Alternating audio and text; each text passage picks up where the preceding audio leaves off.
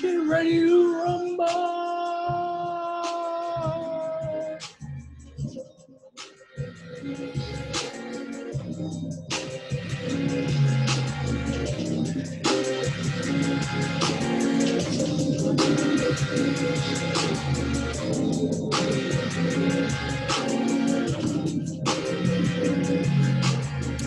Mic test 1 2 3 1 2 3.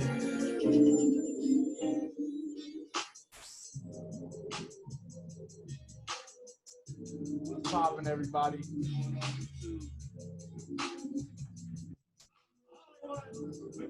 Yes, yes, from Hollywood, we do indeed bring you Meaning of the Minds. Los Angeles, California, coming out from right here. But we are going to be talking about gentrification today. Yes. So we're gonna slowly wait. We're gonna get some more people in here, and yeah, we got our first guest coming in now.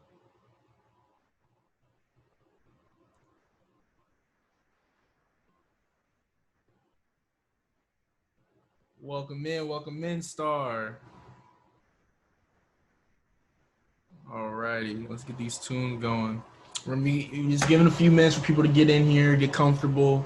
There's gonna be a very open discussion. It isn't gonna be like last time. We're just gonna have our guests speak, and then from there, I got some questions I just really want to ask, give out generally, and then we expand from there, man. Because this is a topic, gentrification. It's something that I've kind of always seen, but I never really knew how to really express it because I've never been one of those people who experienced it directly. It's always been a friend of mine, a family member that's experienced it directly. So I've always just I want to hear more people's experiences with this and see if we can come up with a way here today, at least to break down that barrier of this happening to our communities. So that's the basis of today. Let me start the vibes off right. Alrighty. I would like to welcome everybody to the second annual Meaning of the Minds. Welcome, everybody. My name is Morton K. Saunders. I'm one of the founders of Meaning of the Minds. And the goal of all of this essentially was to just bring light in topics that we feel need to not only be discussed, but need to be opened up and expanded upon than what social media and our general information has been given to us. And the goal of this was to just kind of break those barriers and open the topic. So again, I appreciate everyone who's participating in our Instagram crowd, the people who are here with us in the actual Zoom call. And yet, really, that's it. So I want to just jump straight into it. The topic is gentrification, and I really want to specialize this around what's currently going on here in Los Angeles, but I want to open it up to all across the United States. So here in Los Angeles, over the last, just from my knowledge of living here 2 years, the last 3 to 4 years, they've been reinventing the Crenshaw area and district.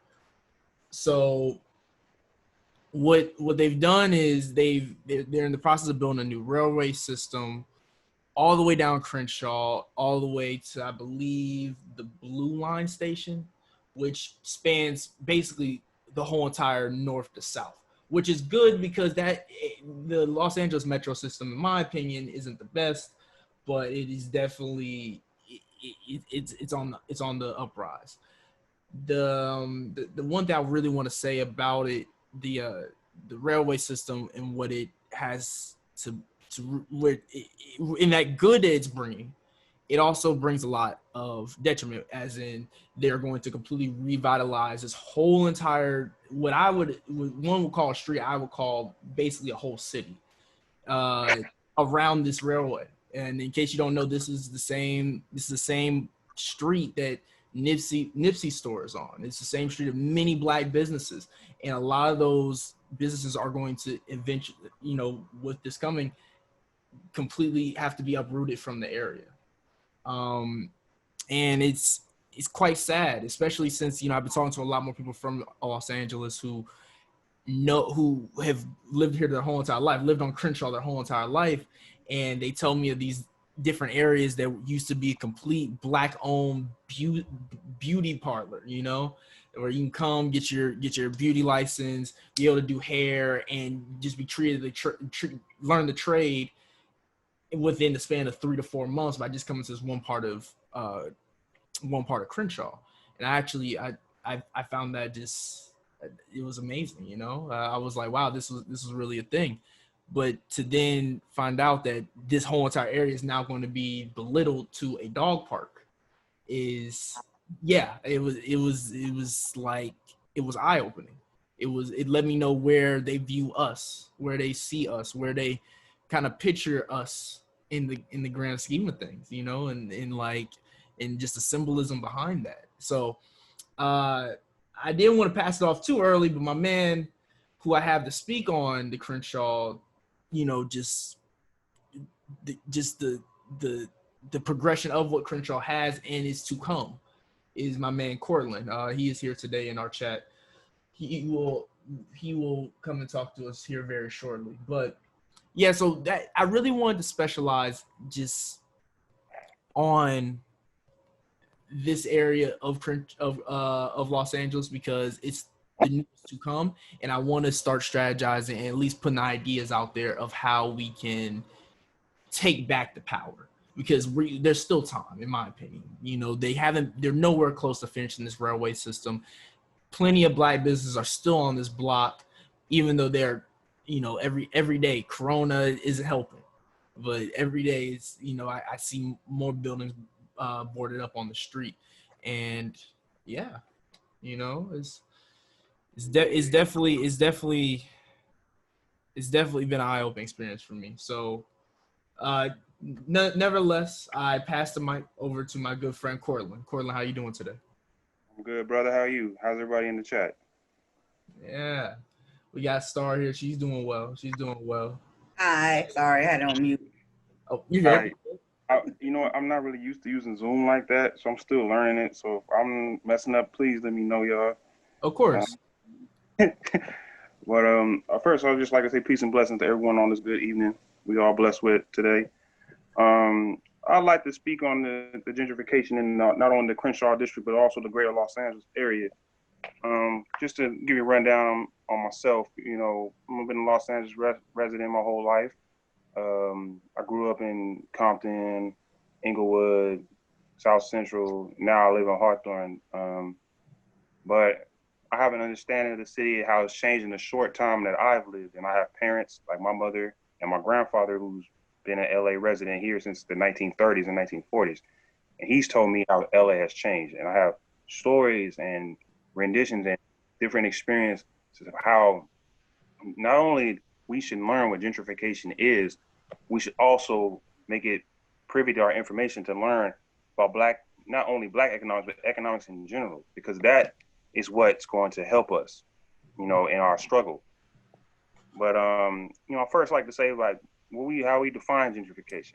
And gentrification is normally when an outside source comes into an underserved or impoverished community, sees the real estate potential, and because the land area is cheap, they buy up all the land area and invest in new business. Now, that sounds all peachy and positive when you look at it, like, oh, these people from the hood need more businesses and need investment. But in actuality, it's divestment, because the new businesses bring the properties up. And, you know, with the properties going up, people's houses and rent increases. And these areas are already low income because we live in a very expensive city to live in general. So these people can't afford it. That's why they either have to leave their community, move to Palmdale, Lancaster, Riverside, Moreno Valley, or move out of state, Vegas, Texas, Oregon. So the community that these people have enjoyed being their own community for over 40, 50 years is being slightly, in a way, attacked. And I'm gonna give an example I've told with Morgan, and had a conversation with Morgan. I'm gonna make a correction. I'm gonna say it's not Mills Beach, it's called Bruce's Beach. Bruce's Beach. I remember. Bruce in Manhattan Beach. If you are not familiar with the story, I will give you a quick rundown of the story. It is a story about the Bruce family who bought a plot of land in Manhattan Beach, which is now an affluent white community in Los Angeles, right by the ocean. For a long time in the early 20th century, it was the only place that Black people could find lodging and housing on the beach in the Los Angeles area. Other places they weren't allowed to because of race. It was white only. It was just 100. And when Bruce's Beach was taken over, this Black family opened an inn. They started developing a little neighborhood where Black people felt more comfortable moving there. And eventually the Manhattan Beach area grew to have a specific section of Black people. Now, if you look at the city now, you would never think that. It's completely lily white. Nothing but people who are affluent and have money. So what ended up happening is in the 1919 and 1920, a band of white people burned houses, threatened to kill them, KKK, to move them from the area because the white people wanted to invest in that land completely, to take over the beach lands completely. Bruce family filed with the Manhattan Beach City and the Manhattan Police against these threats. But the Manhattan Beach Police is obviously a hand of the government, and they did not help these people. They turned a blind eye. So people were massacred, killed, their properties was burned, and they were intimidated.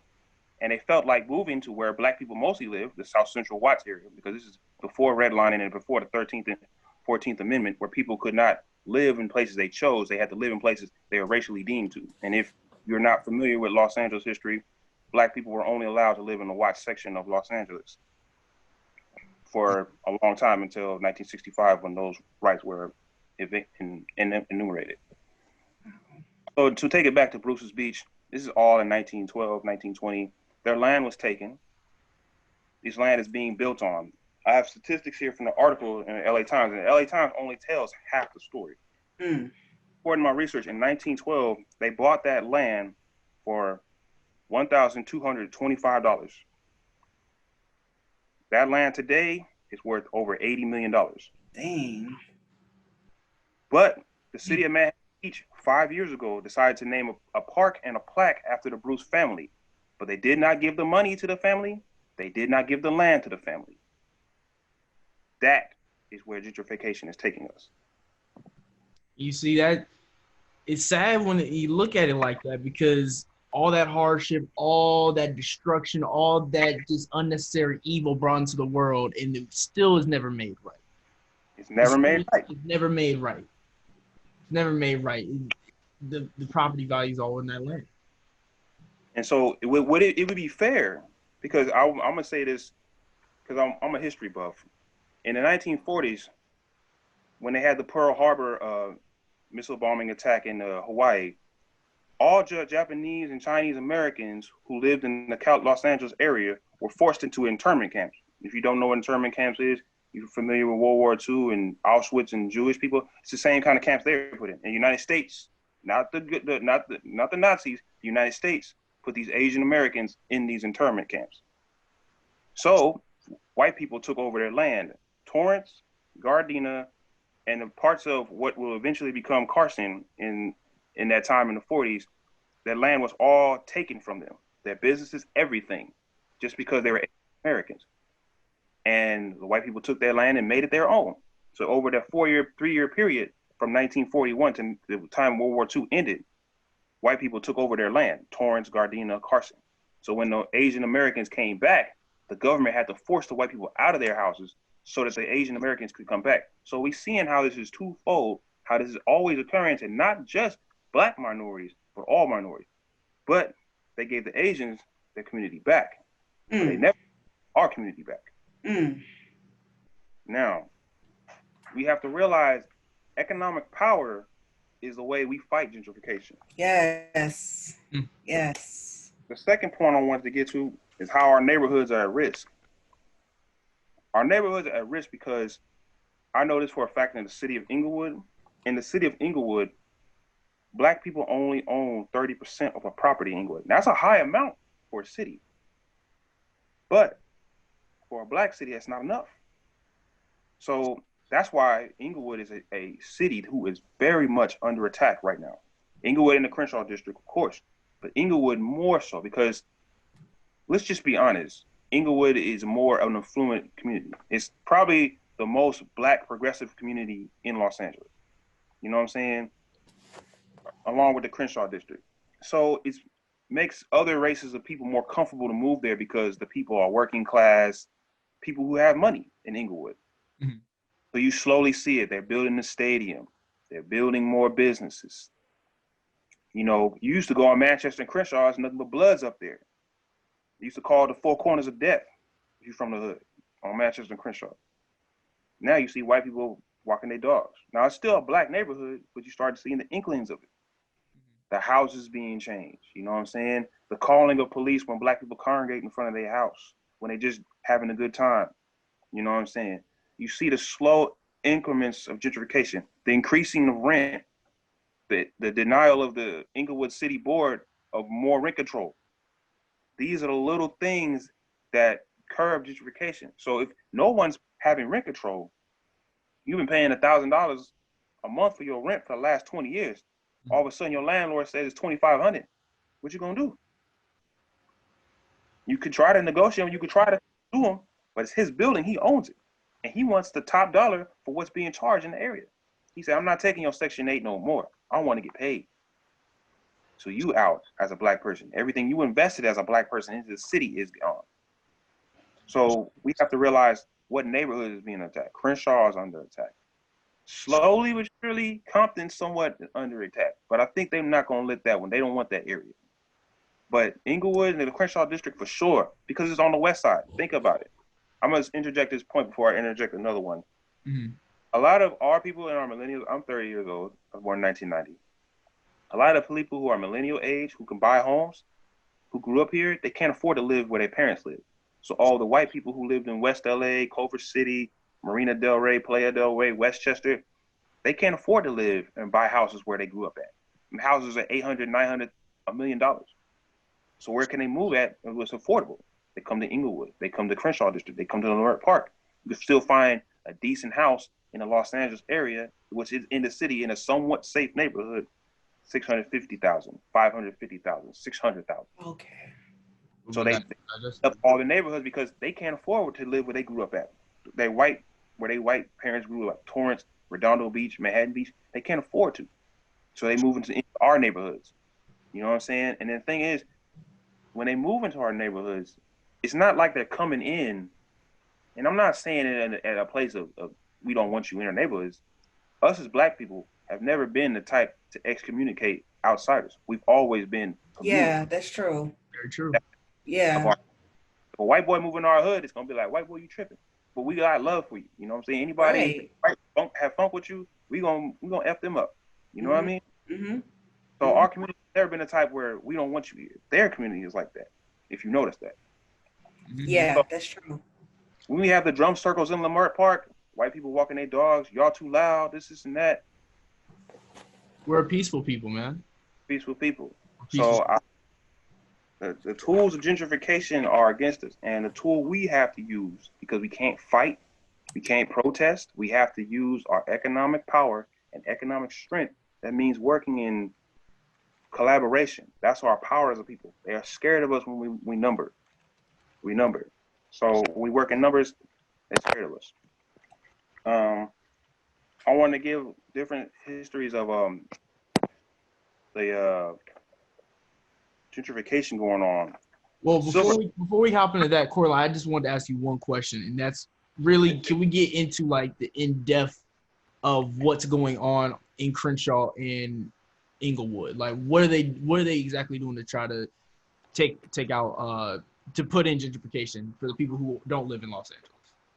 Okay, what's that?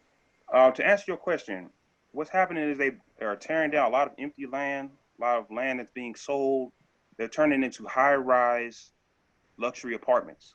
Mm-hmm. And a lot of times, if you notice in gentrification, and I would attest to this being an activist myself, those are usually the first marks of an area trying to be gentrified. They're going to say they're going to lease half of the places for low income. That usually isn't the case. Mm-hmm. So the building of these high-rise luxury apartments in communities. So you have some hood apartment that's been around for 50 years. The rent may be like $1,300, $1,400. You have these new luxury apartments come in, they starting at $2,000, you know, it brings a certain clientele into the city, people who are more professional, people who will make more money, and they demand a certain type of product they like to buy. Whole Foods, Trader Joe's, more upper echelon type of stores. So it prices the people who traditionally have lived there out. So if when you bring in businesses that people can't afford, so it makes a food desert where people have to drive to different areas to get money, food they can afford. So the building of the rail line, the divestment of community business, because as more investment comes in, the property values go up, which I shared earlier. But the businesses and the people who live there can't keep up with what's going on. So when someone wants to charge a rental, for example, if there's a corner store, liquor store that's been there for 30, 40 years, it's been black owned, you know what I'm saying? He pays rent to someone who probably owns it, no matter what race they are. And when the rent starts going up because of the completion of the rail line, his rent was initially $2,000. Now it's rent because of foot traffic, and assume that business goes up to $4,000, $5,000. He can't afford to make money no more. He still serves people in the hood. So if he's been giving people $5 chicken sandwiches, he got to make that a $15 chicken sandwich to make ends meet. And black people and the people who live there can't afford that.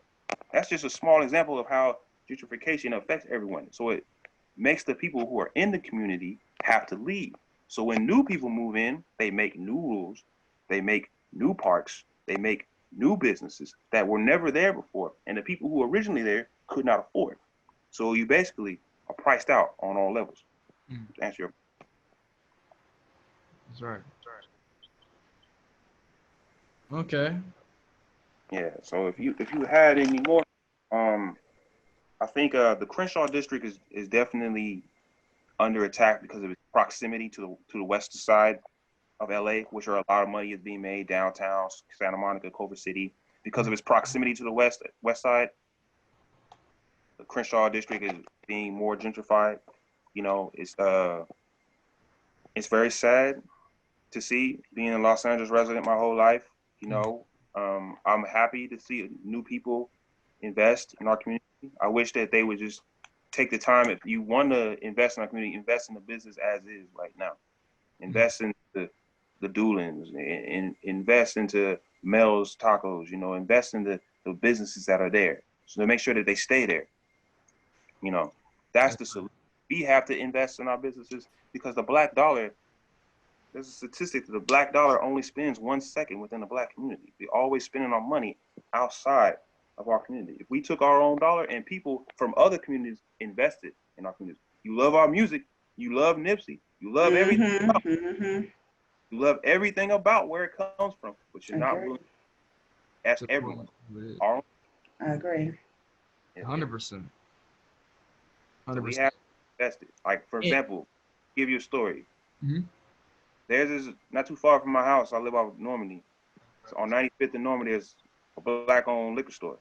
I talked to the black dude who owns it. He says, in the last 20 years, only 5 black-owned liquor stores. It may take me a little bit to drive around and find his black-owned liquor store, but whenever I need blunts, I go to his black-owned liquor store. I want to spend and buy black. Yeah. Hold on 1 second, Cortland. 1 second. Deborah, can you speak? Can you speak? Yes. Can you hear me? Okay. Yes, you can. Welcome to the meeting of the minds. Thank you. No problem. I really wanted to share our Chicago experience because I went to Chicago State University, class of 2017. Fantastic.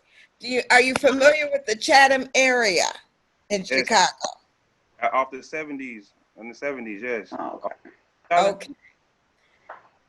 I was invited in by a church group this is about 2005 or 6. My mind is kind of going on it about dates. But they knew the church wanted to keep their people, okay? And they knew that things were changing, and the people that were coming in would not be going to their church. A lot of them were young white folks who were coming back and claiming these properties in the Chicago area. And so when we met with them, what we found out was, there was empty lots, there were old houses, empty houses that had been, pretty much degraded. But what they found out was that the city offered these lots and torn down houses for $1. What? That still exists in a lot of areas. It's like a big secret. Even today, you go to the community development departments, because see, every bank, it's part of their charter to keep that charter. They are supposed to commit to the community where they have branches. So what will happen is they will set aside funds for this community development, but they don't broadcast it. After they have the funds for so long, they'll reappropriate them for something else. But anybody in the community can make contact. But that's where you start, the community development department, and maybe name something else. But even now, they probably have lots for $1, just ridiculous. Yeah. Even in California, but it's a best kept secret. So getting back to this church group, they said, okay, they bought some of these lots for $1. But what was happening was some of the builders, Caucasian builders, would come out from the suburb and build the houses. Chicago at one point was so great that it was giving like $35,000 down payment if you would buy into those areas and live there for a year. So what these builders were doing, they would commit to the church that they would build the houses, but they would price the houses so high that a lot of the local people still were not getting in these houses. It was the ones who knew the best kept secret about getting $35,000 down and a lot for $1. So they said, what can we do? They weren't even using skilled labor in Chicago. They were bringing their own folks in. So what we did, we talked to the different churches. We let them know things are changing. Anybody in Chicago will tell you, at one point along the water, the lake area, it was all run down. Folks came in, and now you can't even buy into those areas. It's so high. You talking about South Shore? South Shore. At one time, they couldn't give those houses away. Now they're $1 million properties. You can't get in there unless you have some money. So what Chatham did was we encouraged the churches to buy up as many of these lots that they could. But instead of using these outside builders, we did a search for people who could build right there in that Chicago area. And the thing about it, a lot of our African American men, they were working for these builders that were coming in from the suburbs. They knew how to do the electricity. They knew how to do the foundations. They knew, but they were working through them because they, had the money. They knew about it, but they didn't know about the best kept secret. So we had these meetings. We built a roster of local people. Now, because a lot of these local skilled guys did not have the money or the credit to get the materials that they needed, we put them into a partnership. But we told these outside suburban builders, unless you use somebody on our list in one of these skills, you cannot build into this area. So if you look today, to make this long story short, a lot of the people that are still in Chatham are in brand new houses that we help them get all these programs, and by working together. There's a young man, I met him. He's a young African American man. I met him a couple of years ago at a seminar, and he is working on gentrification in California. He was showing all the lots that he had purchased. Now, one of the things you guys can do, because I know it's so expensive there in California, it's just off the hook, okay? And the same thing in Atlanta. I live in Atlanta now. The same thing is happening in Atlanta very quickly. Wow. All around, I don't know if you guys have been around Spelman and Morehouse area. Yeah, College Park. Yeah. Okay. They've got some rundown properties. But when they built the Mercedes stadium, these developers are starting to come in and they're buying up these houses. A lot of these houses are owned by senior citizens. Their kids don't want them. They don't have the money to fix them up. So what this young man was doing, and I said, you know what? And he's been talking to a lot of groups to try to get them to understand, the young people. Get together, buy the property, even if you can't do anything right now. Right, that's so Put an true. option, right, put an option on the property. Help the senior citizens. Now, one thing I will say about Atlanta, I'm skipping to Atlanta now. Mhm. They are building senior citizens. I'm in one now. They are building senior citizen apartments. I think she hit the mute button. Oh, you hit the mute button, Deborah. You hit the mute button. Let me see. Oh, I could just text her. Hold on. Let me see how you do this.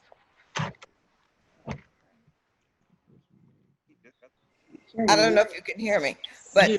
same thing is happening into Atlanta.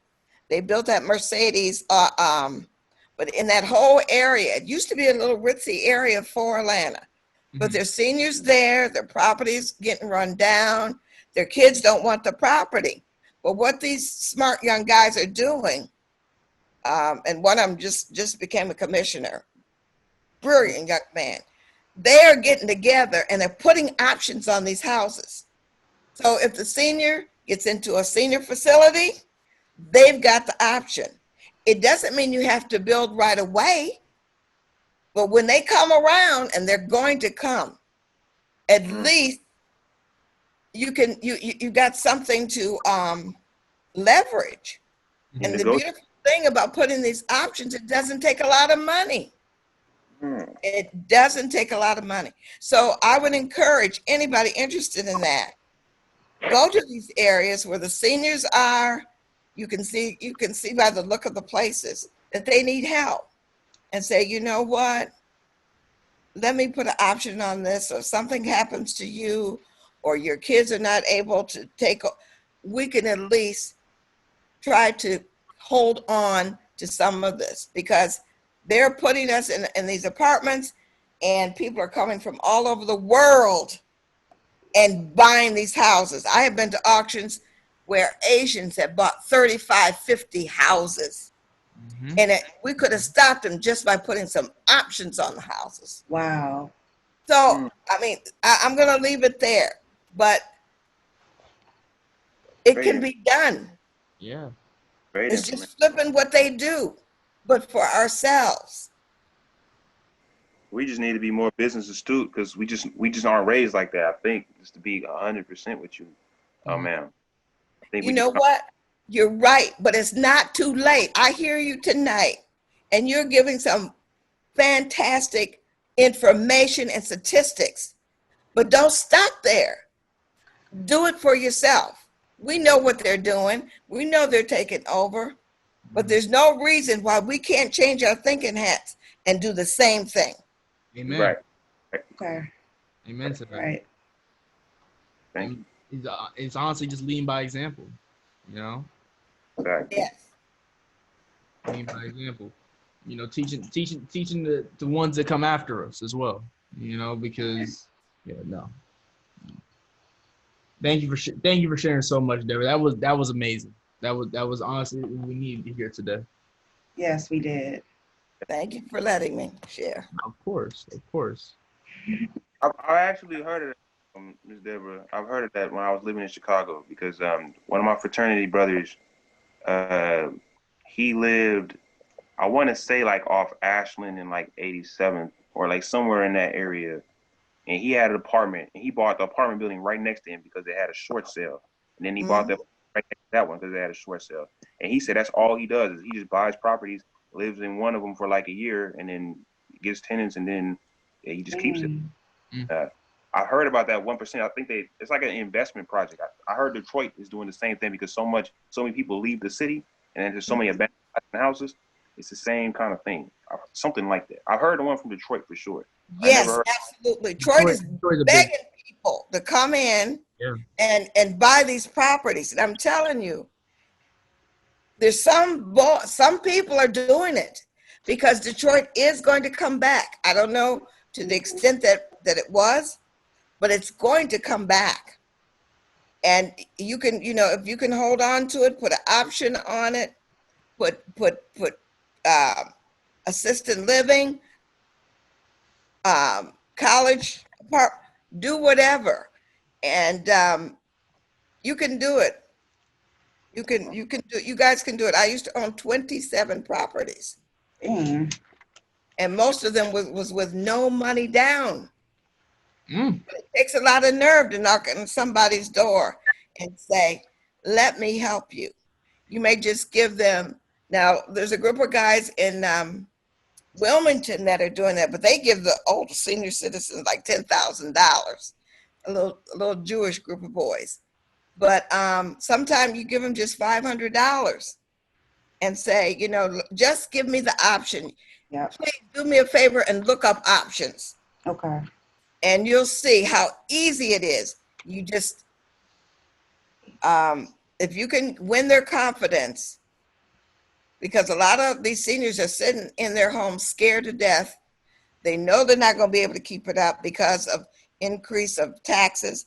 That's the other thing. You can help them with their taxes to get a waiver, help them in other ways. So it's worth their while to have confidence in you and let you have the property and you hold on to it and maybe help them get into a senior place so that you can then move ahead on the property. Yes, that's a great. Because you can put an option. I'm just gonna say this and I'll be quiet. You can put an option on a property, a 90-day option. They can deed that property for 90 days, and you can go to the bank and use that deed to get money. Now, most of the banks nowadays will not give you over 50% of the equity in the property. But some of these properties with older senior citizens, they don't owe a lot of money on it.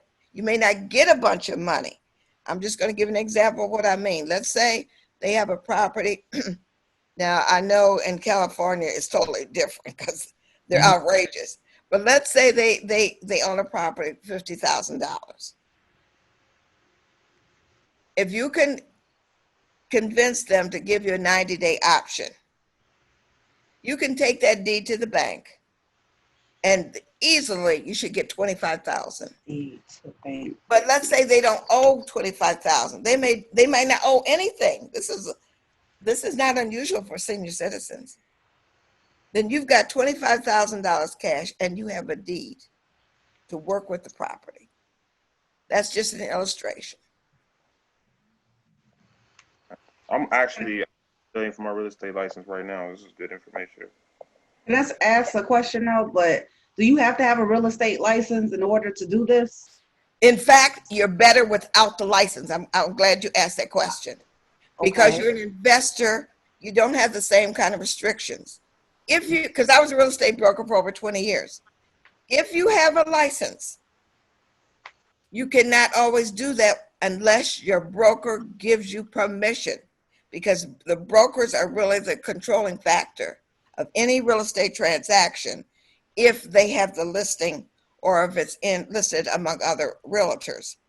But But as an investor, you can do anything you want. In fact, the first time I did that in Ohio, the sister, it was old property that this guy had inherited. He didn't want it. It sat empty for several years. So I told him, hey, give me the property for 90 days, same as cash. And I'll give you 50% of what I got, because there was no loan on it. And that's what he did. I can't remember what the property was worth. I'll say 50,000. I got 25,000. I gave him 10 or 12. And then I had 10 or 12 to work with. His sister wanted to sue me because she thought it was illegal. Nothing illegal about it. Investors have an open window. Mm. Isn't that kind of like a short sale? No, because see, there was no loan on the property. There was no mortgage. He had inherited it. He got it. There was nothing on it. He let it sit for a couple of years. And so I went in there and I said, look, give me 90 days, same as cash. And I will shop around and see how much money I can get, and I'll give you half. And that's what I did. He got half. I got half. Mm. That's very. I got another question, but when you say the properties with the senior citizens, like, how do you know which properties have senior citizens? Okay. Usually just by looking at them. A lot of seniors that need help, their property needs help. It might need repair. It might need a new roof. It might need painting. Go to those areas of gentrification, because that's what those investors that have money, that's what they're doing. In fact, I went to a seminar once, and I think there's only two people of color at the seminar. And the guy that was offering the seminar, leading it, he said, go to the Black areas, go there. They don't know what they have. And a lot of times that is true. A lot of times we are sitting in very valuable areas and we don't recognize how valuable they really are. That's what's happening here in Atlanta. When they built that Mercedes, first they bought what they could, but there's still plenty of property around Morehouse and Spelman, old homes. But they're coming in fast, I'll tell you that. They're changing fast. But kind of look at the property. Then what you can do, I have the girl in Wilmington, North Carolina. She does it for these Jewish guys. They ride through a neighborhood. At least you cut out. To get the name of the person. There we go. Okay, and my friend, Crystal is her name. She's the only Black in the group. So she goes and she knocks on the door and she talks to these older people. And like I said, a lot of them are sitting there scared to death. And so she gets the option. She talks to them how important it is. They give $10,000 though, that group does. Mm-hmm. But they've got plenty of money because they have bought up everything around Wilmington. Is just ridiculous. But you can do that. And sometimes it's not money they need help to show them how to get on Social Security, how to get their taxes reduced. All that information is out there. Mm-hmm. And that help sometimes is worth just as much as to give them the money and they don't know where to go. But that's how you tell. You kind of look at the area. Maybe the grass needs cutting, needs painting. Then write down the address, go to the courthouse. And they'll help you at the courthouse. Usually they'll show you how to use the computers. Okay. And you look it up. It'll tell you the history. It'll tell you if anybody has a mortgage on the property. And if so, how much the mortgage is. Excuse me, if the mortgage is a lot of money and you don't think you can get that much for it, pass on, go to another one. But it's out there. There's plenty of them out there, right where you are. Mm-hmm. Mm-hmm. Just to kind of progress the conversation just a little bit, with what we're in right now, the current times of COVID, however you want to view it, Yeah. are we at a disadvantage of buying back our block or buying the property? Are we set back at the moment? Are we at a disadvantage of not only getting our own money, but wanting to collaborate with other people to combine our money and go on that property? Because you just mentioned that, say for instance, that mortgage may be too high for one person to buy. What's stopping us for, a conglomerate of people partnering together and buying one or two or a whole block of properties? Well, you have a guy right there in LA. Mm-hmm. He will work with Black young people. They just won't come to him. I believe he's the same one that paid off for all the everybody at Morehouse last year, their scholarship. I think his name is Robert Smith, and he's right there in LA. Mm-hmm. I know what you're talking about. I remember him. I was watching it on the HBCU feed. So you saying this guy named Robert Smith that lives in LA knows a lot about gentrification when it comes to buying these properties that need help? Yes, he specialized. I think this is how he's a billionaire. Oh shit. Yes, he's a billionaire, and I believe he did the same thing with commercial properties. See, once you get started and you get momentum, it gets easier and easier. Robert Frederick Smith. Yep, I believe that's him right there in LA. Yeah, he's an American businessman, philanthropist, chemical engineer, and investor. Oh yeah, that's him. That's him. Yep, And that's definitely him. he will work with you. I met him in a seminar. I just couldn't believe how amenable he was. And he's a billionaire. Cool. Wow, nice to know. We gotta get him in here, guys. Shoot. Let's talk. Definitely. For sure. There he is. There he is. Oh, there. Okay, I see y'all got it up. Mm-hmm. He's for real. He is for real. Like 57. Wow. Like my people's age. Huh? Yep. Oh. Yeah, he's young.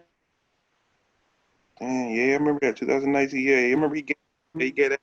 He was gonna pay for everybody's student loans. I'm like, what? You should have paid mine. I'm still paying mine. I didn't know that's right. Help me, I need 25,000. Damn, that would be hella dope if we can get him in here, y'all. Definitely. Yes. Yeah. Oh my gosh, yeah, so bad. He can come on the podcast too, and y'all can come on. We just all talk and get it together. I get the questions, Of course. Well, Yeah, try Morgan. You might can get him now. Yeah, get Robert in here. let me see if I can get his email Yes, so dope. here. Let me see. So much to talk about. Fred Smith. There's so many different. Go ahead, Ms. Pedro. I'm sorry. There's that rapper. He's doing what he's calling contract with America, and he's what's that rapper? He's doing the same thing. He's around the country looking for people who will join him in contract for America. What's that famous rapper? Oh shoot. Contract with America. Uh-huh. Here's a summary from Wikipedia. The Contract with America was a legislative agenda advocated for by the United States Republican Party during the 1994 congressional election campaign. That's not him. No, I didn't think so. Ice Cube. Oh, Ice Cube. Ice Cube. Okay. Try to get him, because he's going across. Oh, Ice Cube. Lord have mercy. Rapper named Ice Cube shares his prescription for change and a contract with Black America addressing racial inequality. Yeah. We need to talk to Ice Cube too. And then I don't know, I'm a fan and nothing like that. I mean, I am, but I'm saying some real stuff or whatever. We need to communicate with these people that have big platforms and a large following. And I know what these people are thinking, even like Robert, these young people are not really into it, but they are though. They really are. They're the ones on the front line protesting, and they know so much history. So why not bridge the gap between the elderly's knowledge and the youthful knowledge? We need both. We need both to survive, to take back the power, period. Not old, young, everybody together. What's that? It's not old versus young, everybody, we all together. You know what I'm saying? Oh, yeah, for sure. Yeah, I'm just saying. But you're right. One fight, one fight. There ain't no single team.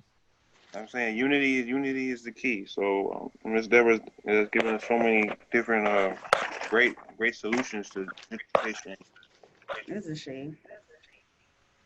So I just had like a lot of ideas more about just community investment, and economic investment and economic, working together, collaborative efforts, and that's what I learned, when I was in college, a lot of times, we worked, when I was in college, we had Black Student Union, so we worked under Farrakhan Yeah. a lot, taught us a lot about Black economics when we used to see him at the mosque. So definitely, that's where I came from, but this is definitely more practical and more applicable. Mm. Now the question is, how are we gonna do this? Because it's like, okay, how do we reach out to somebody like Ice Cube? How do we reach out to somebody like Robert Smith? Like, I guess we could find the emails or something. It's Definitely, just, it would be the easiest way to reach Robert Smith via email. I'm on his website right now. It looks like he has a lot of different social medias that he's very active on. Yeah, let me try to share my screen where I'm at. you're right. But someone like Ice Cube may be a little bit more difficult to grab, but I'm hopeful. I think we can still grab him. It's more of a what we may have to partner with multiple organizations. So another organization that's closer in contact with them and try to have that middleman bridge the gap so that we can have him on a platform to speak. Let me try to ask my auntie. Okay. My auntie got hood connections. So Okay. she grew up with DJ Battlecat. So Wow. DJ Battlecat come to my, and so Battlecat produced all Ice Cube. Dang, that's dope. I knew you sounded special. Right. So Can I make a suggestion? I'm gonna ask my auntie if she could talk to DJ Battlecat and see what's. Deborah, Can I what'd you make say? Can I make a suggestion? What's Yes. going on? Okay, I heard you guys talk about Crenshaw. Mm-hmm. Why not go to Crenshaw and see if you can pick out 3 or 4 houses and build a proposal around that? And so when you talk to them, you have something concrete. I mean, it doesn't have to be that, but some kind of project. So you're not just talking generally, but talking and giving them something. Oh yeah, I fund that, or oh yeah, I could help you with that, or oh yeah, I could promote that. Do you see what I'm saying? Yeah, yes, I do. Yes. Contribute. Go a little bit. I need you to go a little bit deeper just for me. So you're saying we go to Crenshaw and make a proposal for multiple properties on Crenshaw. Am I in the same ballpark? Ride through Crenshaw.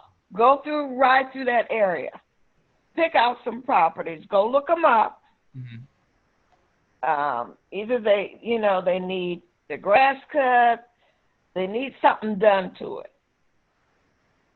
And then I would, 2 of you together or whatever. Because I know Crenshaw can be kind of rough or whatever. Or send them a letter or a card, but it's more effective if you knocked on the door and said, ma'am, we're just some young folks and we want to make a difference. And is there any way we could help you? And then you put some kind of proposal together and then put it in writing. And then when you talk to these people, you got something concrete. There's 5 houses in Crenshaw. We believe going to get torn down and the people are going to lose them. Help us. You know what I mean? And then you can put a coalition together. That's a grand idea. I think that's definitely. I think us being a union, as far as just making a business plan, I think we should develop a 5-point business model of how we want to present to people, how we can not only help them if they want to sell their property eventually, like most people in Crenshaw, or if they want to, take the property and invest it back in Crenshaw, whether that be a business or whether that be keeping that option on the house so that for future references, we have the land. Yes. It's important to have the land. The ownership of land is so important, more so than business. Ownership of land is the real power out here in California. Yeah. But definitely anywhere else, because I think the point that Ms. Deborah said when she said investors say like go to the Black community, they don't know what they have. Like I've been an activist, and I think now that I graduated college, my business acumen is starting to catch up with my knowledge. Like, because I, still young. But I've always noticed that, like, we don't value our neighborhoods until other people start buying it up. Like, wow, like these things are starting to change. So, like, if we start valuing it, and if somebody, like, I was thinking personally, like, through the church, because the church is such an essential part of our community.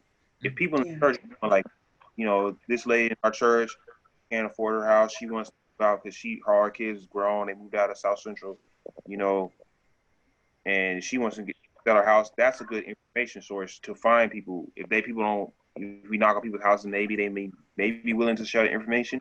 If not, but through churches, maybe we could find people may want to sell or, give us an opportunity to make a business deal out of their homes or properties. Yeah. Let me ask y'all, is there a difference, and this may be a little extra redundant, but is there a difference between buying the property and buying the land? Well, it depends. If you're talking property with a foundation, it's going to be one together. But if you're talking like a mobile home, there is a difference between the land and the property itself. It's because mobile homes are considered chattel. Mm-hmm. So, there's a difference. Okay. But anything with a foundation, a permanent foundation, it's now attached to the land. It's considered an improvement upon the land. Exactly. Real property versus personal property. Mm-hmm. So I have a question. Like, say we did go into one of these neighborhoods and we found, let's just say we saw one house and we knocked on the door and said, hey, would you like to sell? I mean, is there anything that you need help with or whatever? And like, because I'm trying to word my words right. Like, do you want to sell your property? What if they just said yes or whatever? Like, and their house that they have on that land is already paid for. How does that go? So if I'm buying a deed to that house or whatever, but it's already paid for, but it's on top of that land. That's a beautiful situation. You need to find out the motive of the homeowner. Like I said, a lot of senior citizens are sitting in houses scared to death right now. I know. They don't know what the future is going to hold. So let's say you get somebody and you say, ma'am, we're trying to do something that really helps the community. And if you're, if you are willing to give us the option on your house, we'll see how much money we can get for it. And then you can negotiate with them. Remember, I said, go to the courthouse first. Right. So then you'll know if there is, if there's a loan on the house. But what if you just knew the owner already? I mean, what if they just trusted you right away and said, oh, well, this house is already paid for, but they still needed help though. Okay. Then, if they don't have a number in mind, just tell them that, if you give me 90 days settlement cash, I will shop and see how much money I can get for the house. And then you can either, if they're willing to split it in half, fine. But if not, you might only be able, to get a percentage of it. It depends what they're wanting to do. And like I said, you can also offer to help them. Say, would you consider getting into a senior facility? I'll help you fill in the application. I never thought of that. Oh my God. See, and that it may be less money to them, but if they can get into a senior facility, they don't even want a bunch of money because they might disqualify them. Mm-hmm. So, there's other ways, or like if you want to get a roof on, a lot of times, depending who the lenders are, they will help you buy the property. You give them a percentage to fix the roof. I mean, there's so many options out there. There's so many different ways. But talking to the homeowner, and my friend Crystal, she got it down pat. She said at first she used to be, kind of scared. But then after she got to doing it more often, she said it's basically the same thing with the senior citizens. They don't know what they're going to do. God. So as you get involved, you're going to see opportunities to help them. Like taxes. You know, if you're over a certain age, you can get your taxes reduced. And some of the back taxes forgiven. But it's going to take a little research on your part. Yeah, you're right.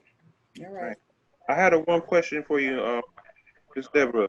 Do you think that it's possible for us to buy publicly seized land, like land has been taken by the city because it's considered, you know, blighted or whatever property, and actually buying it from the actual city instead of a private homeowner? Absolutely. Let me tell you. I bought a few pieces that way. They have, see, it's those people who know how this stuff works, they never discuss it, okay? They just don't. You go to the revenue department, the tax revenue department. Now, it depends on which county you're in. Some of them will give you a list of properties that are available for redemption. Redemption. Now, I don't know what California's tax redemptions are. Georgia's goes like this. If a person hasn't paid their taxes, usually in 4 to 5 years, they're sending them notices. And then they'll put it up for foreclosure. See, a lot of people are foreclosed on, and they don't even realize they're being foreclosed on through taxes, not even a mortgage. Because when the tax department forecloses on a property, it cancels the mortgage. There's no mortgage payment due. But some of those taxes are not that high. So if you can get the list, and then what happens is they have some properties that don't sell at the tax foreclosure sale, they have a second sale. And they practically, I have bought, now this is in Ohio, this is many years ago now, I'm getting up there.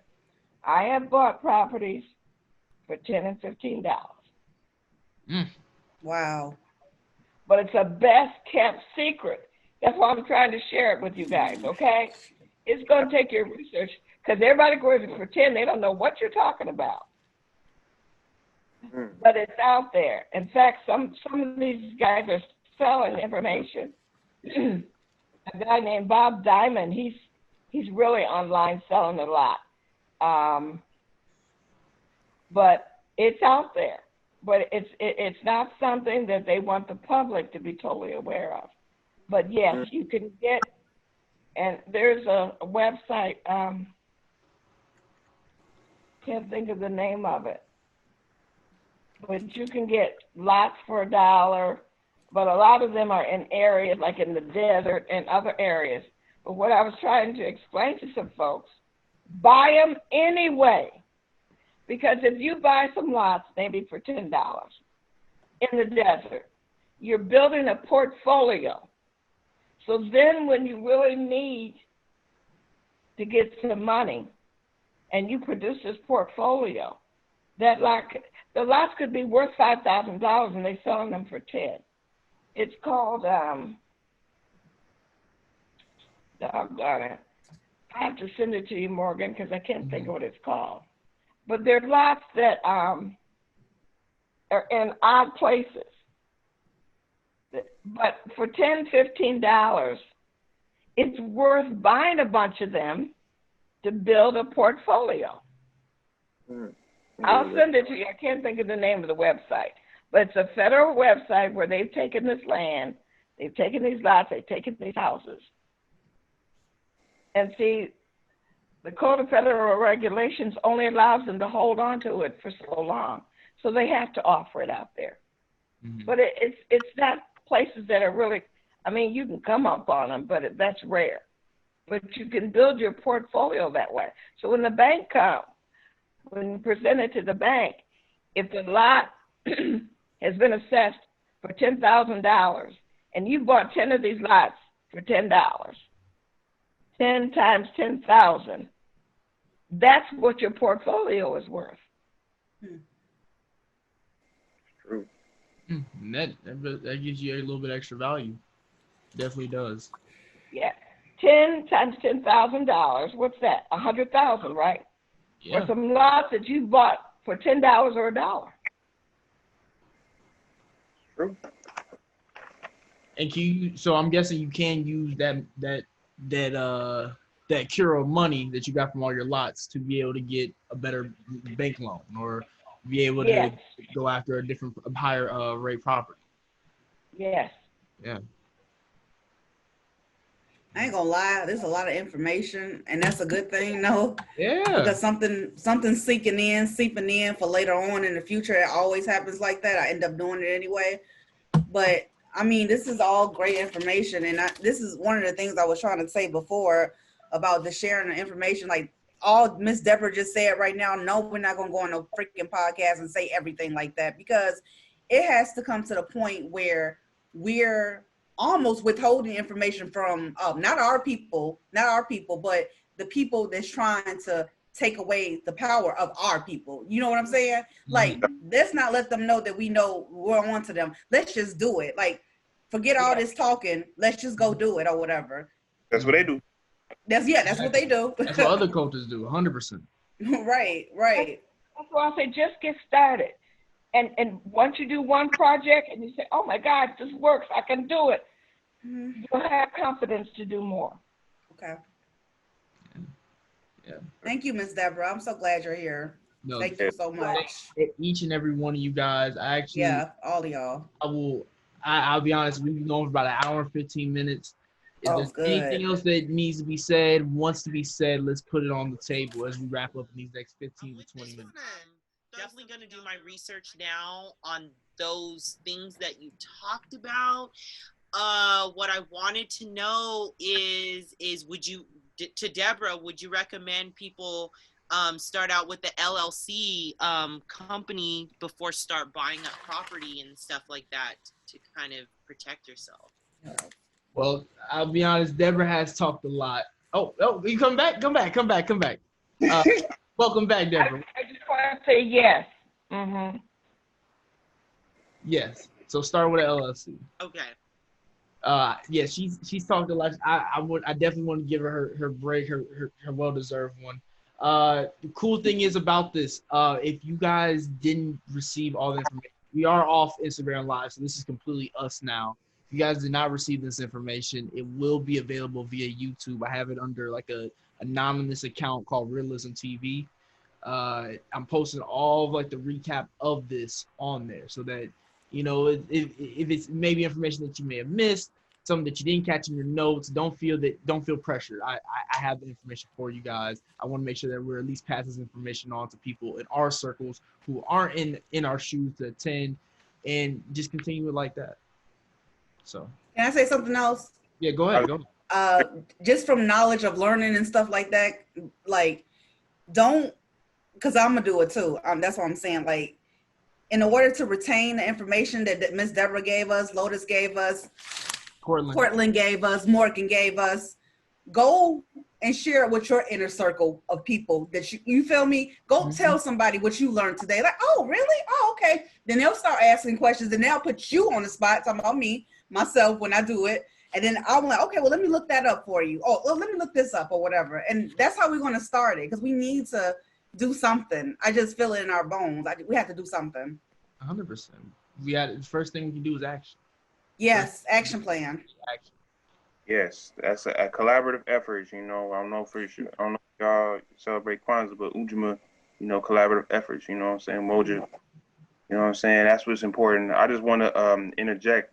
You know, I know we had a conversation about gentrification and everything, but we have to have a action plan within our community. You know what I'm saying? Because there is a community and social services aspect that gentrification presents to our people, and that our community already has without gentrification. Our community has social issues, and I want us to, you know, the economic and business part is probably the bigger part of gentrification, how to combat it, and what Ms. Deborah said, but there's also a social actions part that we must also be, that means voting for certain things, getting Jackie Lacey out, voting for certain things that we, and having certain social actions and social, movements as a people and as a community that we can have some. So if maybe you can invite people to be more financially literate, have a financial literate class. You can, I know we have a lot of things on Crenshaw. I just came from Leimert Park a couple weeks ago, like this past weekend when they had something for Nipsey. We can get out in the community and, just in a communal sense and actually put this information out there so people can know more. But I think, today's a good start, and I'm really proud of everything. And, it was great. It's a blessing to hear everything. Amen. Amen. Well, I'm good on my end. I said my piece. On that note, I think this has been a great experience. Thank you guys for all coming out. Thank you guys for all being a part.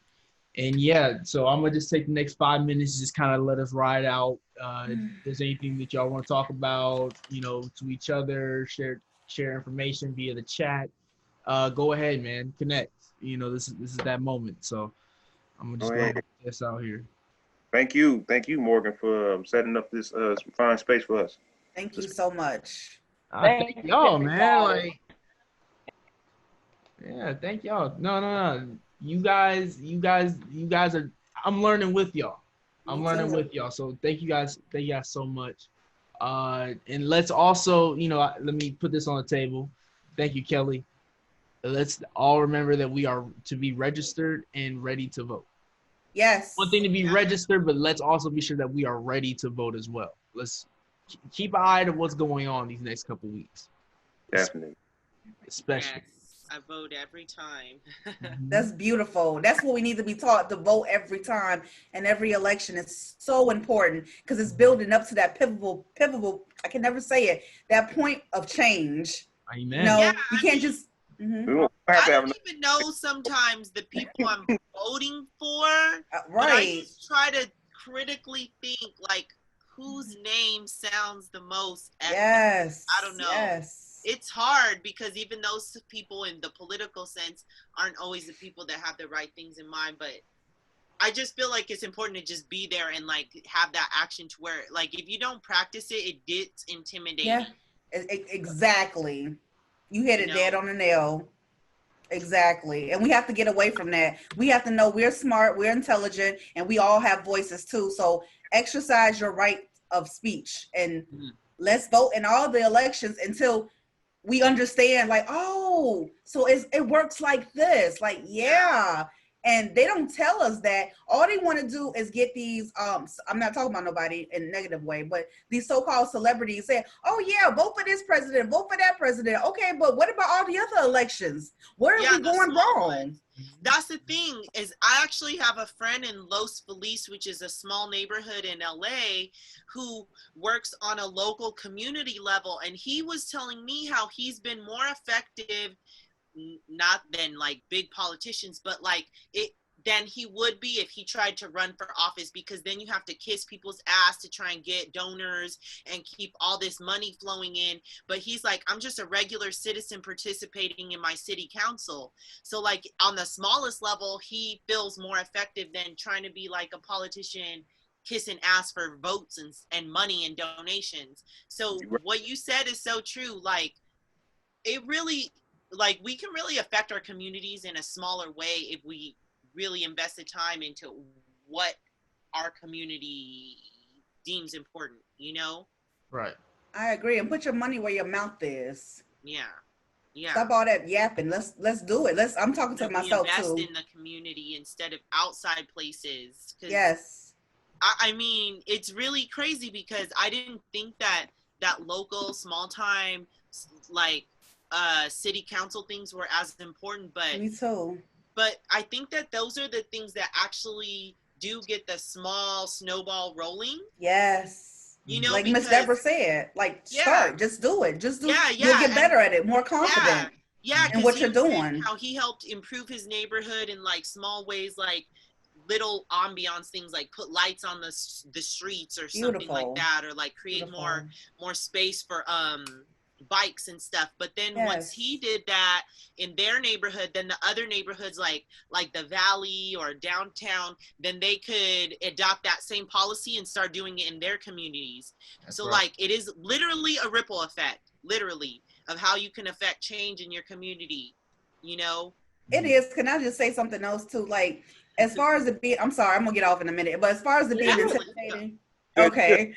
I'm gonna tell you how intimidating it really is. I come from a place where I don't want to talk too loud, but I come to a place where I stay with a lot of elderly people. They are literally my friends. I love them, and we're all in the same situation where, let's say we in one building and maybe they don't have street lights lighting up to where they can walk back and forth to the store. Those things are important. Yeah. You know, the elderly, you got walkers, you got wheelchairs, you got people that can barely get across the ice. Why aren't we icing these areas, these pavements, if you want us to bring money to your location? You know, it's just, it's ridiculous. So I got so angry that I started talking to some of the people in higher charge, and I thought by talking to them, like I'm talking to y'all, we're going to get together, we're going to do this.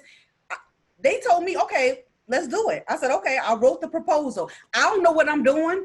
I have no idea, but I wrote the proposal. And as soon as I emailed it, guess what? Nothing. Nobody did a damn thing. And I said, how dare you sit and complain and don't do anything? This is why our people are like this. So I took it a step further. I said, okay, something got to change. Something got to change, because it's this dollar store. They have terrible service. The path walkways all messed up. Our people can't get there. I went to the police station, started talking to the chief. Like, what can we do? What's up? Well, he's like, oh, well, you know, that land over there, that store ain't going nowhere, no matter how bad it gets, because they bought that land for $1. Wow. And I never understood it. And I couldn't stand being around inactive people. So Yeah. God took me from that area and put me in another area, and it's lit over here. It's lit. You know what I'm saying? That's But I good. want to do more. I want to help people. Yeah, I feel the same way. I want to help empower people. I want to help people realize their strength and their potential. Me too. That's right.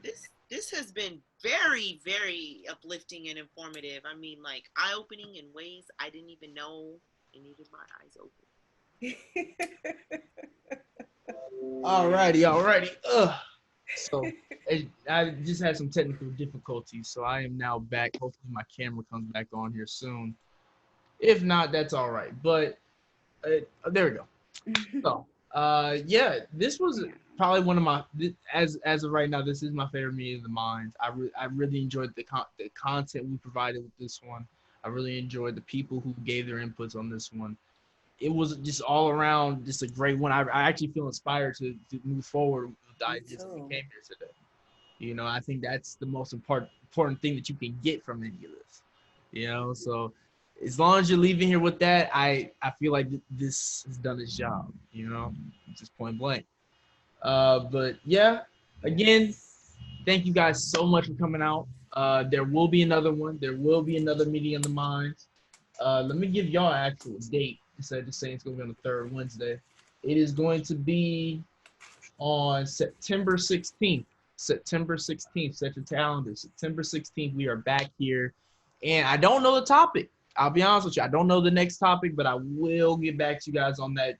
Be sure to probably hear about that around the 9th to the 12th. You'll hear about that, and I'll present the topic via the meetingoftheminds.cst, which if you haven't already, please go ahead and follow that account. It's where we're going to be posting all the future updates.